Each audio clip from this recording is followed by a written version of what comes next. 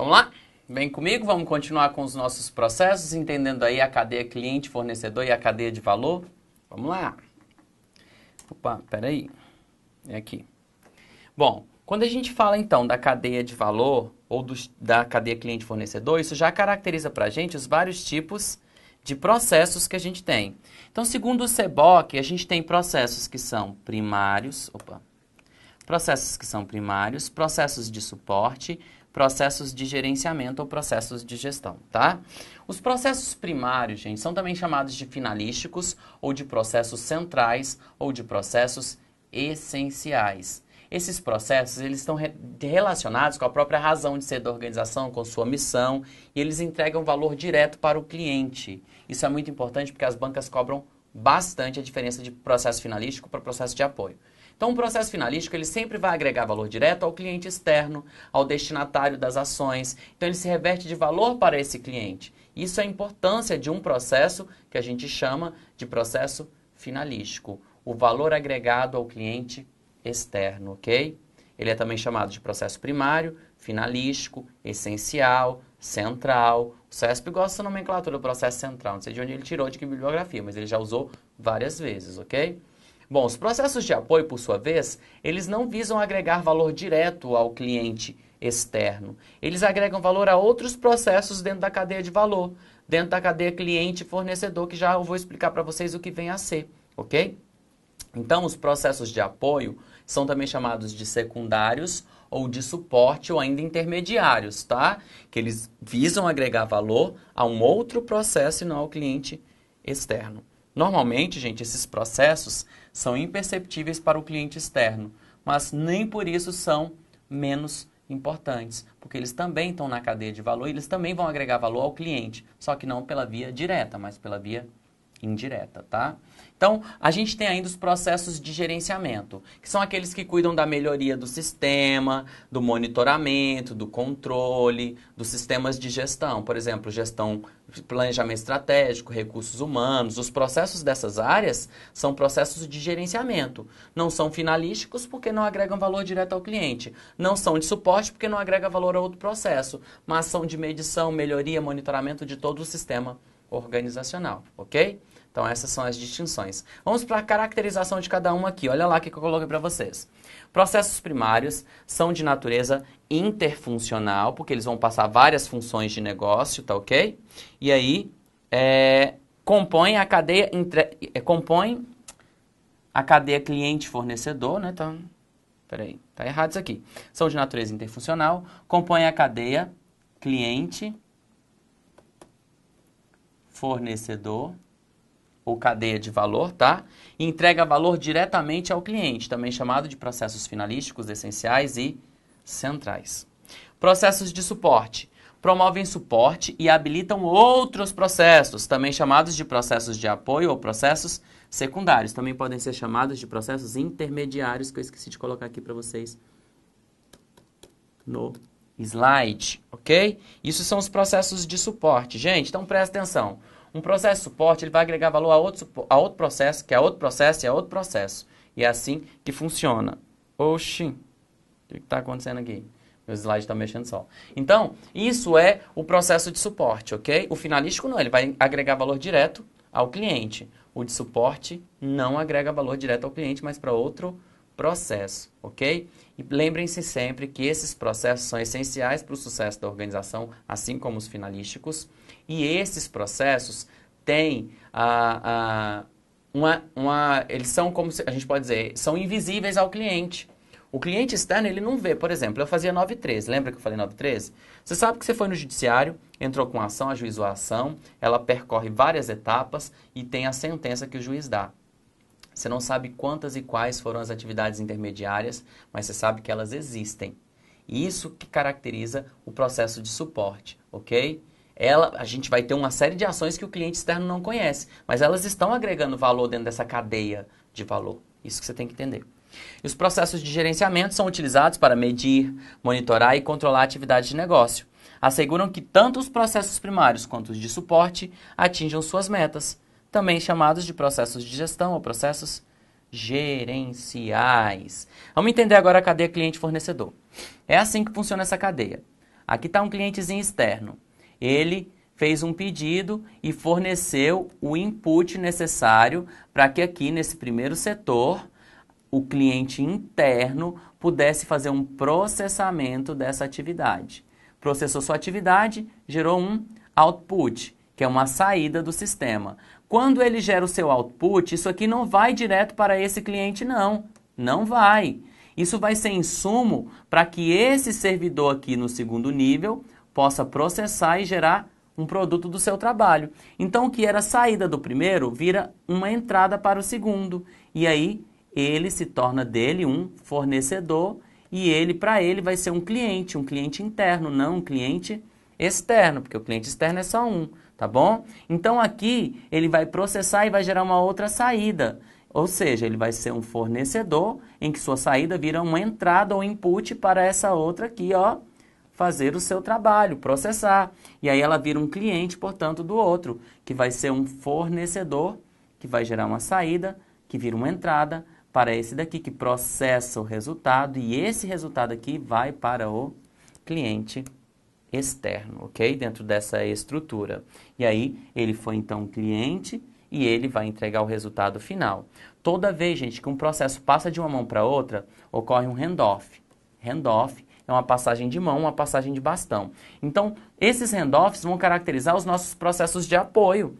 Esse aqui fez um processo de apoio, que fez um processo de apoio, que fez um processo de apoio, e esse daqui vai entregar o resultado final de todo esse processo finalístico. Então, tudo isso aqui é um processo finalístico. Só que um único processo finalístico é composto de vários processos de apoio. Então, são vários processozinhos de apoio compondo essa cadeia para entregar valor final ao cliente externo. Então, olha só. Um processozão de negócio grande, é finalístico e vai entregar valor a esse cliente que solicitou. Só que aí ele vai perpassar várias etapas, que são os processozinhos de apoio no meio dele. Aí a gente tem o valor final entregue ao cliente e vai ter um valor agregado por esses processos. Só que eles estão agregando valor a outro processo, que é outro processo, que é outro processo. E eles entregam saídas e entradas para os seus clientes internos. Quem é você hoje na administração pública? Cliente externo, porque você dirige demandas às organizações públicas. Um dia você vai ser o quê? Cliente interno, porque você vai ser um servidor que vai trabalhar lá dentro, ninguém nem vai saber que você existe, mas você está fazendo e agregando valor que vai chegar na ponta para o cidadão, a sociedade. Handoffs são, portanto, essas transições entre um setor e outro, entre uma pessoa e outra. E olha, o que a gente quer hoje é aumentar ou diminuir o número de handoffs? Diminuir o número de handoffs. Já ouviu falar naquele ditado que merda quanto mais mexe, mais fede? É o caso, tá bom? É melhor que poucas pessoas peguem no processo, que a gente consiga dar mais autonomia para resolver a coisa de cara para o cliente, né? Para que não tenha uma longa espera entre o pedido e o fornecimento do resultado esperado. Então essa cadeia cliente-fornecedor é muito importante para a gente entender que ponto do processo tem ruptura, que ponto tem lentidão, que ponto está gerando transtorno, porque os handoffs são pontos sujeitos a problemas, a gargalos, a lentidão, a rupturas do processo, o que impacta negativamente o resultado final ao cliente. Então o ideal é que a gente reduza esse número de handoffs, ok? Vamos continuar? É isso! Ô, aula gostosa, né, gente? Então vamos falar aí da cadeia de valor de Porter. Existem vários modelos de cadeia de valor, tá, gente? Olha aqui para mim. Existem vários modelos de cadeia de valor. Porter é um precursor dessa noção de cadeia de valor. Mas não é só o modelo de Porter que vai trazer cadeia de valor. Tudo isso que eu estou falando, que vem desde o pedido até a entrega, é uma cadeia de valor, porque vai ter há vários processos intermediários no meio desse processo finalístico, ou primário, ou central, ou essencial, ok? Olha o modelo de Porter, como nos coloca essa noção de cadeia de valor. Olha lá para mim. Então, na cadeia de valor de Porter, a gente vai ter aqui, ó, atividades que ele chama de atividades de apoio e atividades que ele chama de atividades primárias. Segundo ele, as atividades primárias, que vão perpassar aqui de ponta a ponta, ó, a organização, são suportadas por essas atividades que são de apoio. Então, o que ele considera atividade primária? Logística interna, que é quando a gente, por exemplo, tem aqui as aquisições de fora para dentro, e aí a gente realiza por meio desses insumos as nossas operações. Ao realizar as operações, a gente gera produtos ou serviços que vão sair da organização e vão partir para o mercado, que é o processo de logística externa. E aí a logística externa vai devolver para a área de marketing e vendas esse produto finalizado, prestando o serviço ao cliente. E aí a gente terminou tudo isso. A gente tem que gerenciar muito bem essa etapa dos processos, para que a gente tenha menor gasto, para que a gente seja o mais racional possível dentro dessa cadeia de valor, porque aqui chega uma margem, gente. Uma margem que a gente pode cobrar pelo serviço prestado, pelo produto, tá? Dentro dessa margem. E aí, para melhorar essa logística interna, operações, logística externa, marketing, venda e serviço, a gente usa a infraestrutura da empresa, que é transversal, a gerência de recursos humanos, que é transversal a todas essas áreas, o desenvolvimento de tecnologias, que também é transversal a todas essas áreas, e a área de aquisição, que são os estoques, manutenção de estoque, giro de estoque, tudo que a gente faz para manter todas as atividades que são primárias. Aí chegou aqui, ó, eu vejo a margem. Aí Porter fala pra gente de forças competitivas e também de estratégias genéricas. Então, a depender da minha margem, do quanto eu economizei na minha cadeia cliente-fornecedor, o que eu vou fazer, gente? Vou chegar aqui e a partir dessa margem eu posso trabalhar, por exemplo, com liderança em custo, que é quando eu tenho um produto ou serviço mais barato possível, ou se eu agreguei muito valor, eu posso ainda trabalhar com diferenciação, que é um produto com preço mais elevado, mas que é requintado, diferenciado, ou posso ainda trabalhar com foco ou enfoque em custos ou diferenciação. Isso é a cadeia de valor de Porter, tá bom, gente? Muito importante que a gente gerencie muito bem logística interna, operações, logística externa, marketing e vendas e o serviço em si.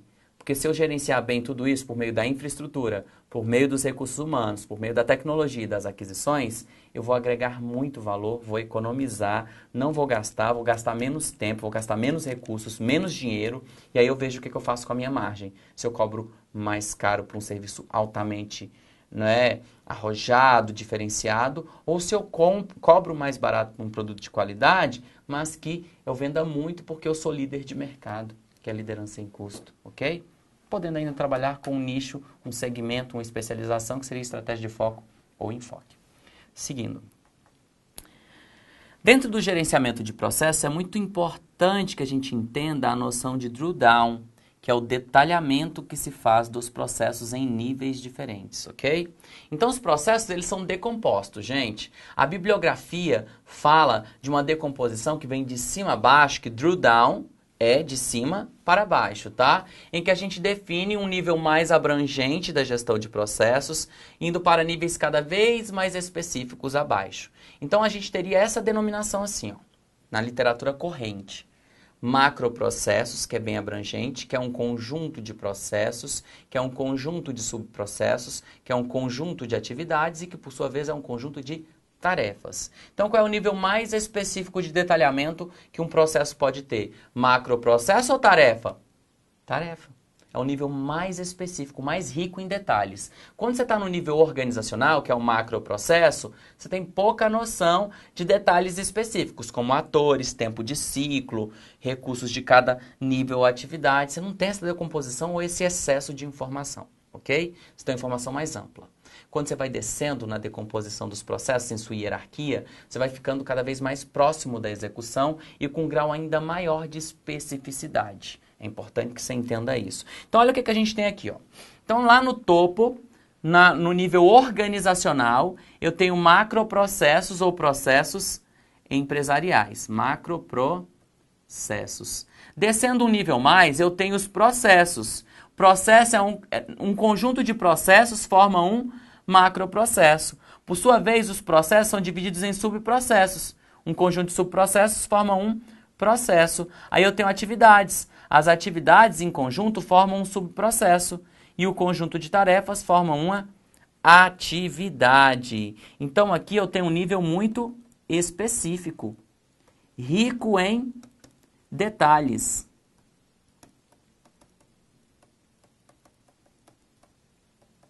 E lá em cima eu tenho um nível abrangente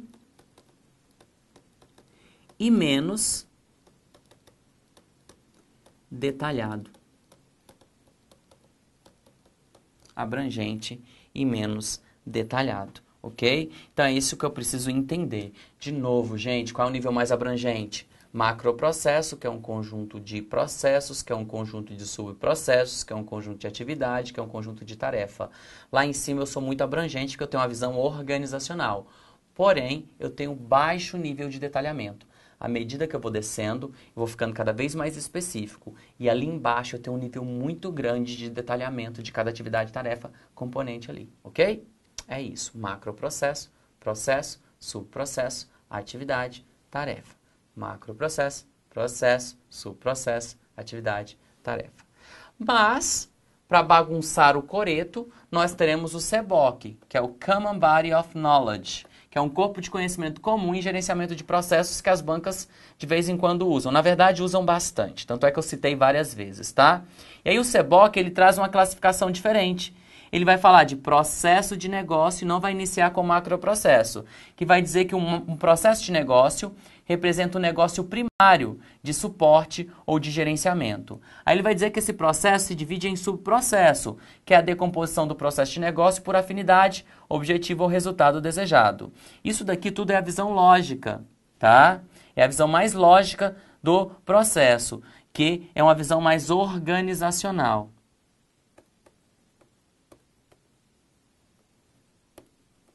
À medida que você vai descendo, você vai para a visão mais física. Aí ele fala aqui da função de negócio. Por exemplo, marketing, TI, finança, cada processo está dentro de uma visão física, dentro de cada área. E aí é o grupo de atividades e competências especializadas por função. Aí vem a atividade, conjunto de tarefas necessárias para entregar uma parte específica e definível de um produto. O que é a tarefa? Decomposição de atividade em um conjunto de passos ou ações para realizar o trabalho de um determinado cenário. O cenário é a modalidade de execução da tarefa e, por fim, o passo, que é a ação em nível atômico. Olha o que a gente vai ter aqui. Uma diferenciação em relação àquele padrão mais difundido. Só que a dica que eu falo é, se atenha a esse padrão mais difundido. Se uma questão te perguntar um nível mais específico e com maior riqueza de detalhes, você vai dizer que é a tarefa. Tá ok? E o mais abrangente e com menos detalhes, um macroprocesso. Agora, se eles mencionarem o nível mais rico em detalhes é o passo, você vai dizer que é certo também, porque aí você tem uma literatura que respalda, porque pode ser que eles estejam citando o CBOC, e aí os passos eles decompõem uma tarefa. O CBOC vai no nível menos amplo lá em cima, que ele vai de processo, e embaixo ele vai no nível mais específico, comparado com essa metodologia mais clássica de drill down. E aí ele fala em passos e não em tarefa, né? Então a gente tem processo, subprocesso, aí a gente desce para as funções de negócio, para as atividades, para as tarefas, os cenários em que elas são desenvolvidas e os passos, ok?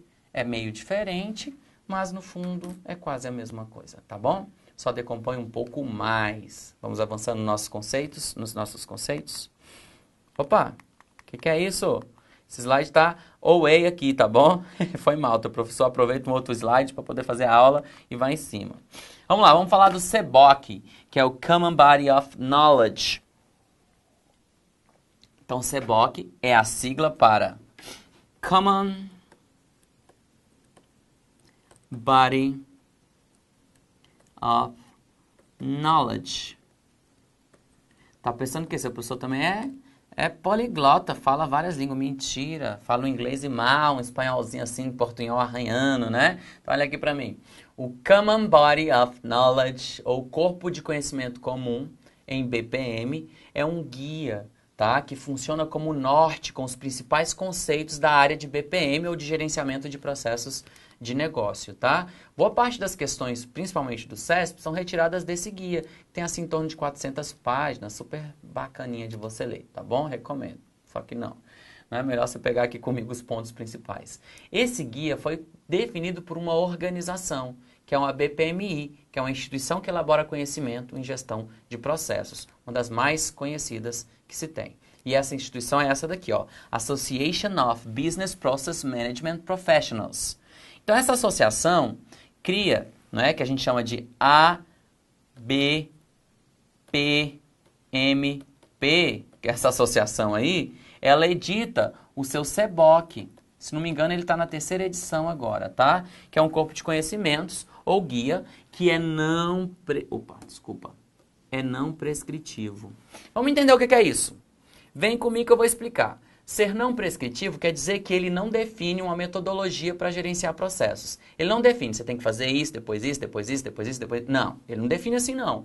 Ele vai trazer uma série de conhecimentos importantes para que você domine a área e possa fazer, com base em uma metodologia própria, o gerenciamento dos seus processos, ok? Então ele não é prescritivo, ele não tem a obrigação de definir um ciclo de vida de gerenciamento, ele não tem por obrigação dizer o passo a passo do que você tem que fazer. Ele vai falar de todos os conhecimentos inerentes para que você tenha conhecimento disso e passe a aplicar BPM de modo mais consciente, de modo mais eficiente, de modo mais efetivo no contexto organizacional. Vamos ler os tópicos aqui acerca desse CBOK, que é muito importante para a tua prova. Olha lá. Esse CBOK, ele não vai trazer para a gente a ideia de cliente interno, não. Porque, segundo o guia, cliente é somente aquele que se beneficia da geração de valor e está externo à organização. Ele não quer, gente, essa nomenclatura, olha só. Ele não quer essa nomenclatura de cliente interno, não. Ele fala que cliente interno é uma coisa que só cria uma divisão entre áreas para fazer essa visão fragmentada. Na verdade, a gente não tem que ter essa visão fragmentada, tem que ter uma visão integrada. Então, se eles cobrarem, quando eles falam assim, cliente, cliente, cliente, não menciona se é interno ou externo, ele está falando do externo, tá bom? Porque o CBOK nem diferencia o cliente interno do externo, como faz alguns autores. Mas é importante que eu traga. Só para constar, é no movimento da qualidade total que um cara chamado Kaori Ishikawa define o conceito de cliente interno, diferenciando do cliente externo, tá? É nesse contexto que isso se estabelece, beleza? Bom, então, ele vai dizer que internamente o que existe são atores de processos e não cliente interno, mas isso não está errado, é só uma visão do CBOK, tá? Ou processos que se encadeiam logicamente ou se apoiam para a geração interfuncional de valor, mas não devem ser considerados clientes, tá? Só que isso aqui é a visão do CBOK. Ishikawa defende o cliente interno, que é como se fosse o servidor, tá? Você enquanto servidor. Ele defende, só que o CBOK não é favorável a essa visão. O CBOK, portanto, aponta de modo não prescritivo um ciclo básico de gerenciamento de processos e áreas de conhecimento divididas nas perspectivas da organização e do processo. Então, presta atenção. O CBOK, que é um guia não prescritivo, vai dizer assim, na hora de gerenciar, tem um ciclo de vida de gerenciamento de processos. Esse ciclo de vida que a gente vai trazer aqui para vocês é um ciclo de vida genérico. Você pode usar esse ciclo, mas ele não é obrigatório, até porque a gente não é uma metodologia, a gente não é prescritivo, a gente só está indicando uma forma de agir, uma forma de fazer, que não necessariamente é o que você tem que seguir. Você pode seguir ou não. Então, eles vão falar de um ciclo de vida e de áreas de conhecimento, tá? Que eu vou trazer daqui a pouco para vocês. São requisitos essenciais para o gerenciamento corporativo de processos. Que você tenha uma estrutura de trabalho toda focada, toda centrada no cliente. Então, um requisito para a sua organização aplicar BPM, o primeiro deles, o primordial, é que sua estrutura do trabalho toda esteja voltada de fora para dentro. Ou seja, da necessidade do seu cliente que precisa ser atendida por meio dos seus processos e não da hierarquia, não mais, tá bom? Outro ponto, olha outro requisito. Um diagrama esquemático deve ser formulado do processo. Ou seja, você precisa representar o seu processo por meio de diagramas, de mapas, modelos, fluxogramas, para que você tenha uma visão não estática, mas uma visão dinâmica do processo e possa operar por meio de figurinhas. O que é melhor entender, gente? O método verbal ou o método gráfico, desenhado? Sabe aquele ditado? Entendeu o que é que eu desenho? Eu desenho, que é para você já entender de cara. Fluxograma serve para isso, diagramas servem para isso, modelos e mapas servem para isso, ok? Então, isso também é uma condição, assim, essencial para você implantar BPM. Outra coisa que ele diz lá, ó, além do diagrama esquemático, um plano de gerenciamento e transformação de processos. Então, gente, quando você vai fazer BPM, você tem que saber que você vai analisar a sua estrutura do trabalho para depois propor melhorias, para transformar os processos vigentes, tornando esses processos cada vez mais eficientes, mais aptos a gerar valor para o cliente externo. É isso que se espera no gerenciamento de processos, portanto, ok? Importantíssimo É importantíssima essa noção para que a gente consiga, de fato, implantar. São requisitos essenciais. Não confundir com os pilares básicos. Pilares básicos são crenças, valores, cultura, liderança. Aqui são os requisitos para o gerenciamento corporativo, que é a estrutura do trabalho toda focada no cliente, centrada no cliente, é ter um esquema, né, um desenho esquemático do processo por meio de diagramas e também, por fim, que é o que ele fala aqui, que é a transformação dos processos. Você se orientar à melhoria e transformação dos processos, ter um plano de gerenciamento e de transformação desses processos, ok? Bom, daqui a pouco a gente vai voltar, vou ficar por aqui, porque a gente vai voltar com alguns conceitos muito importantes também do CBOC, ok? Vamos dar uma pausa, vamos ao banheiro, tomar uma aguinha, dar aquela respirada, que a gente vai ficar cada vez mais profundo no conhecimento em processos, ok? Até mais.